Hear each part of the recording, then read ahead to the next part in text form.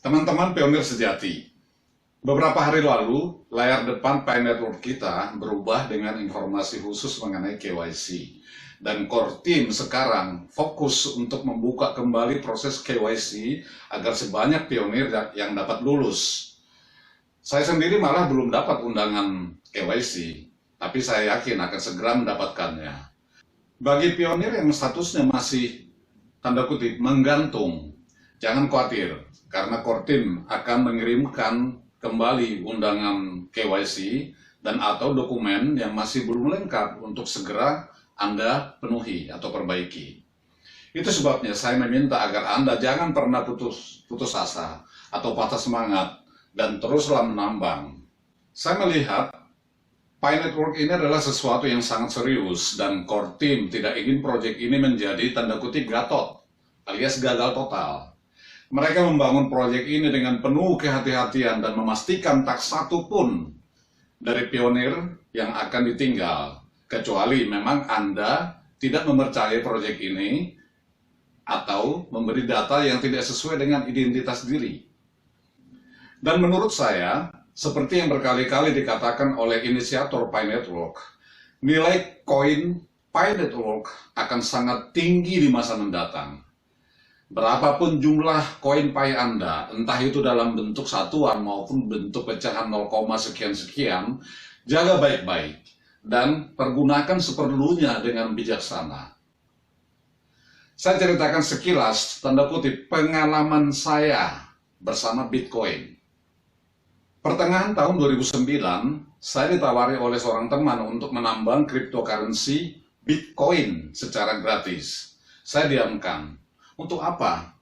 Bitcoinnya gratis, tetapi dibutuhkan komputer dengan spesifikasi yang sangat canggih. Harganya saat itu ya, sekitar 35 juta rupiah. Unworth it. Selain itu, saya juga memang belum paham apa itu cryptocurrency. Saya masih nyaman menggeluti dunia pasar saham. Januari 2011, Bitcoin launching dengan initial price atau harga awal sekitar 0,03 dolar per BTC atau BTC atau Bitcoin. Kalau nggak salah, yang kalau dirupiahkan menjadi 400 rupiah saat itu. Tidak sepadan dengan investasi komputernya. Lalu tanpa saya sadari, sekitar tahun 2013, harga Bitcoin sudah naik menjadi sekitar 470 dolar per BTC. Mau masuk ke pasar, karena masa penambangan gratis sudah berakhir Desember 2010, sudah ketinggian harganya. Tunggu turun dulu, pikir saya. Anda tahu berapa harga Bitcoin per hari ini, Selasa, 3 Januari 2023, jam 10.38 waktu Indonesia Barat? 16.732,80 dolar per Bitcoin. Kalau dirupiahkan, itu menjadi 261.316.415,20 rupiah per Bitcoin.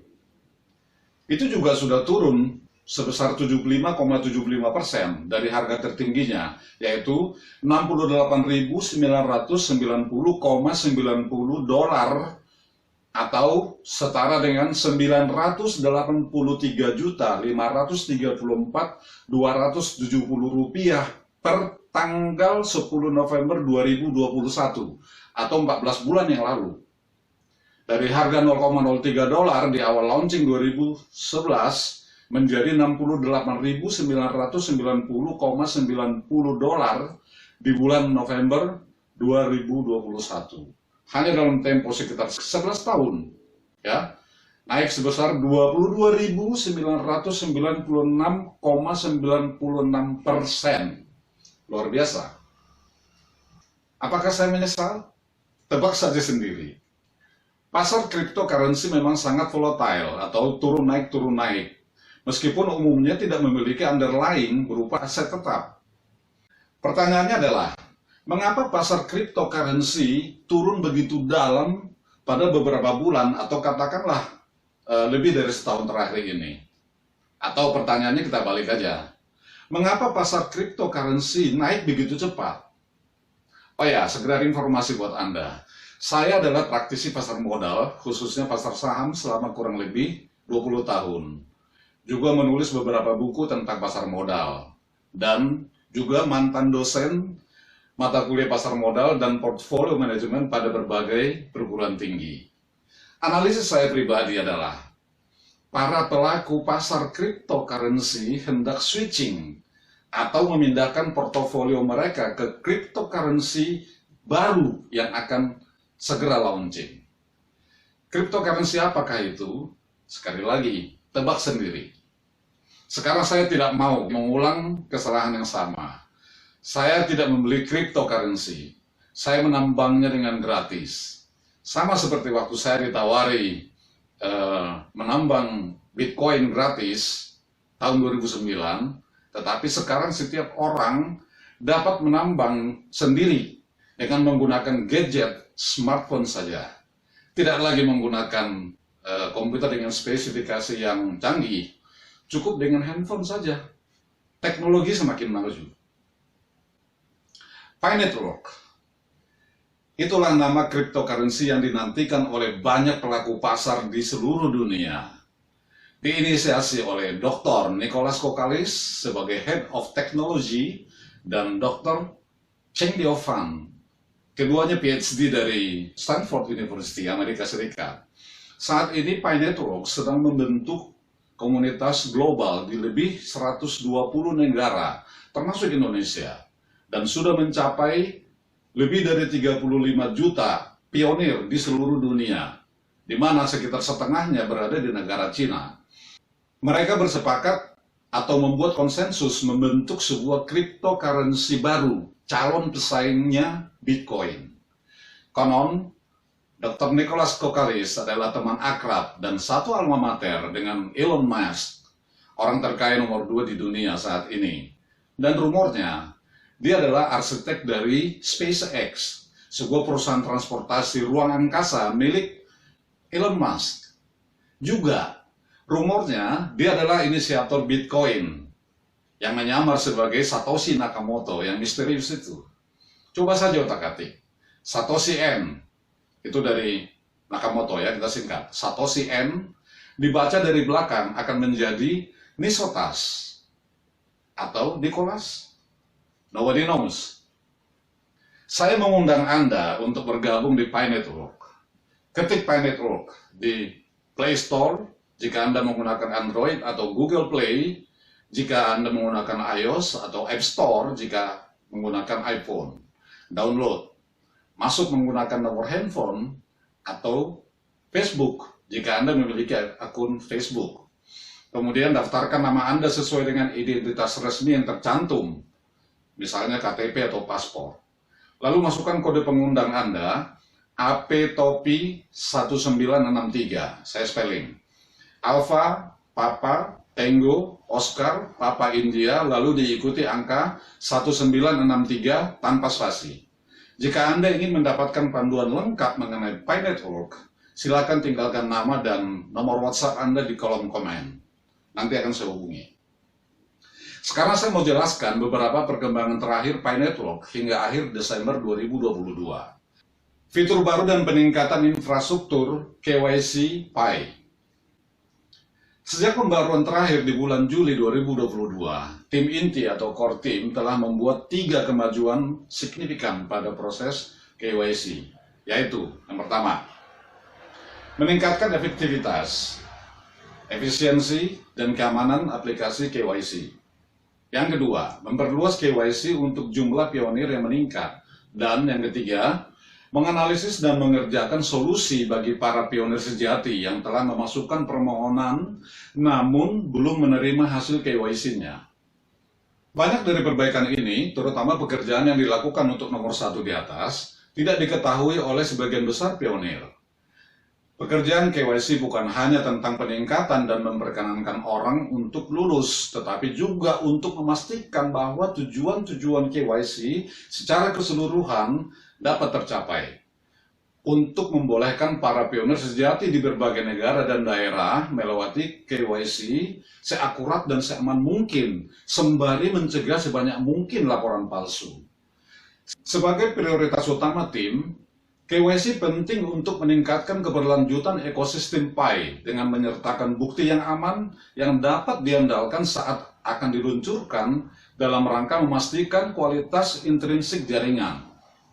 Berikutnya, core team menyediakan lebih banyak detail mengenai apa yang telah mereka kerjakan sejak pembaruan KYC terakhir dan langkah-langkah berikutnya untuk membantu para pionir memahami dan mengetahui apa yang perlu mereka antisipasi. Ada 10 kemajuan besar baru-baru ini. Yang pertama, bekerja dan mengarahkan otomatisasi mesin yang lebih baik pada kerumitan dokumen identitas. Algoritma yang ditingkatkan akan mampu menyerap informasi pribadi yang lebih baik pada dokumen identitas orang-orang dan mengurangi penggunaan para validator yang sementara masih memungkinkan mereka melakukan pekerjaan untuk meningkatkan jumlah pionir yang lulus KYC. Perbaikan ini mungkin tidak terlihat oleh semua pionir, tetapi penting bagi proses KYC para pionir secara keseluruhan. Yang kedua, menciptakan sistem untuk menganalisis kualitas kerja dan statistik validator manusia. Ini juga merupakan fitur tak terlihat, namun penting untuk memantau dan mengevaluasi kinerja para validator dan meminta pertanggungjawaban mereka, sambil memastikan hasil KYC adalah akurat dan dapat diandalkan. Yang ketiga, reproduksi kode back-end atau ujung belakang utama pada validasi pilihan kerja. Optimalisasi ini juga tak terlihat bagi pionir, tetapi penting untuk meningkatkan efisiensi kerja validator dan mengarah pada hasil KYC yang lebih akurat. Yang keempat, meningkatkan efisiensi dari infrastruktur aplikasi KYC. Ini penting untuk meningkatkan pengalaman kinerja dan pengalaman pengguna aplikasi KYC. Misalnya, mengurangi waktu pemuatan setiap layar yang menghasilkan aplikasi agar lebih berhasil diselesaikan. Yang kelima, meningkatkan proses dan analisis yang memungkinkan lebih banyak pionir memenuhi syarat untuk menerapkannya. Ini menyangkut apa yang diharapkan oleh banyak pionir, yaitu meningkatkan persentase jaringan yang dapat diterapkan untuk KYC. Rincian lebih lanjut tentang fitur ini disediakan di bawah setelah daftar ini. Yang keenam, menciptakan proses teknis untuk menganalisis corong KYC dan mengapa beberapa aplikasi terjebak dalam corong, dan merancang solusi untuk membuka blok aplikasi ini untuk mencapai tujuan akhir. Yang ketujuh, mengidentifikasi masalah yang menghalangi beberapa pionir yang sudah lulus KYC untuk melihat versi terkini daftar periksa utama atau mainnet list mereka. Para pionir sekarang akan langsung diarahkan ke daftar periksa setelah berhasil melewati KYC. Yang delapan, dikerahkan beberapa fitur tambahan untuk mendukung keseluruhan solusi KYC, seperti dalam kurung tetapi tidak terbatas pada fitur kamera untuk perangkat dan OS yang lebih tua, kurangnya pengalaman pionir, dan langkah-langkah keamanan yang lebih baik. Yang kesembilan, meningkatkan kemampuan kita untuk memproses permohonan perubahan nama pionir yang telah menunda beberapa pionir dari lulus tidaknya melewati KYC. Ini bisa menjadi proses yang rumit karena membutuhkan otomatisasi mesin. Sudah dilakukan sehingga beberapa pionir bisa melaluinya dan memungkinkan validasi manusia sedang mengalami perkembangan dan perlu memproses permohonan nama yang tidak dapat diproses oleh mesin saja. Yang terakhir, yang ke-10, langkah-langkah yang ada sekarang seperti KYC tentatif di daerah khusus dan pendaftaran kembali yang efektif untuk kasus-kasus terjebak dengan spesifik secara terus-menerus diterapkan, dimonitor, dan ditingkatkan untuk meningkatkan kelayakan dalam menerapkan dan menerima hasil yang lebih cepat bagi para pionir yang berbeda. Langkah berikutnya, penasaran tentang tujuan KYC tertentu ke depan? Core team menyediakan 3 hal yang sedang mereka kerjakan untuk proses KYC dalam beberapa minggu mendatang, sehingga para pionir dalam skenario yang berbeda tahu apa yang harus mereka nantikan. Yang pertama, para pionir yang memulai namun tidak menyelesaikan proses KYC akan menerima pesan keterlibatan pasca mining di aplikasi utama untuk membantu dan mengingatkan mereka agar melengkapi aplikasi mereka. Yang kedua, bagi para pionir yang mengajukan banding perubahan nama mereka dan terjebak dalam proses KYC karena nama mereka sedang naik banding tidak dapat diselesaikan dengan otomatisasi mesin, maka validator KYC manusia akan dapat membantu mereka mengatasi halangan tersebut dan membuka blokir mereka dalam proses KYC. Yang ketiga, membuka blok 56% pionir yang aplikasinya terjebak dalam proses KYC. Semua kasus macet saat ini hanya mencakup 11% dari seluruh aplikasi KYC yang telah selesai. Dalam kurung, hal ini tidak berlaku bagi para pionir di daerah-daerah tempat tanda kutip KYC sementara khusus yang diterapkan karena mereka mengikuti proses secara mandiri. Kortim juga bekerja pada fitur lain yang mungkin dirilis awal 2023. A. Fitur daya tarik penolakan yang memungkinkan menolak pionir yang saat itu tidak memenuhi syarat untuk mengajukan kembali meminta hasil KYC mereka. Ini berarti bahwa setelah fitur ini digunakan, para pemohon KYC yang ditolak dapat mengajukan formulir banding untuk memberi informasi tambahan pada kesempatan lain agar dipertimbangkan kembali. B. Proses ID atau identitas tulisan tangan. Aktifkan proses KYC untuk menangani identitas tulisan tangan. Saat ini, jika dokumen identitas negara Anda ditulis dengan sebagian tulisan tangan, aplikasi Anda mungkin masih termuat di bawah tinjauan, sehingga fitur ini akan membantu mempermudah pemohon yang terpengaruh oleh masalah ini. Prioritas paralel. Masa mainnet yang tertutup atau enclosed mainnet saat ini memungkinkan PyNetwork untuk fokus pada dua prioritas, yaitu KYC massal dan membangun ekosistem utilitas. Keduanya adalah langkah penting menuju tujuan utama kita membangun ekosistem yang layak untuk bersiap menuju jaringan utama atau mainnet. Di KYC, Kortim mendengar komunitas. Dan Kortim berterima kasih atas kesabaran Anda saat Kortim melakukan segala sesuatu untuk KYC massal sesegera mungkin. Tujuan jaringan Pi tidak akan mungkin tercapai tanpa dukungan komunitas Pi pada umumnya. Dan Kortim ingin berterima kasih kepada validator KYC karena telah berkontribusi dalam proses KYC secara keseluruhan. Kortim berharap update kali ini bisa memberikan sedikit pencerahan atas usaha mereka dan masa depan yang akan datang. Pada pembangunan utilitas, Kortim juga bekerja untuk mendorong dan mendukung pengembangan aplikasi ekosistem melalui pengembangan komunitas, proses hackathon yang berkelanjutan, kemitraan bisnis, dan diri kita sendiri. Sementara jaringan terus mengembangkan keduanya, Kortim sangat senang berada di tahap perjalanan Pi ini, saat kita melihat hasil dari upaya kolektif kita mulai berubah menjadi sesuatu yang sangat menakjubkan. Sampai jumpa di episode update PyNetwork selanjutnya. Dan saya ingatkan kembali, bagi Anda yang suka cari-cari informasi melalui YouTube dan sejenisnya, percayakan bahwa informasi resmi hanya ada di beranda resmi Kortim. Selain itu, tidak ada yang resmi. Dan materi ini memang saya kutip dari beranda resminya PyNetwork. Thank you. See you.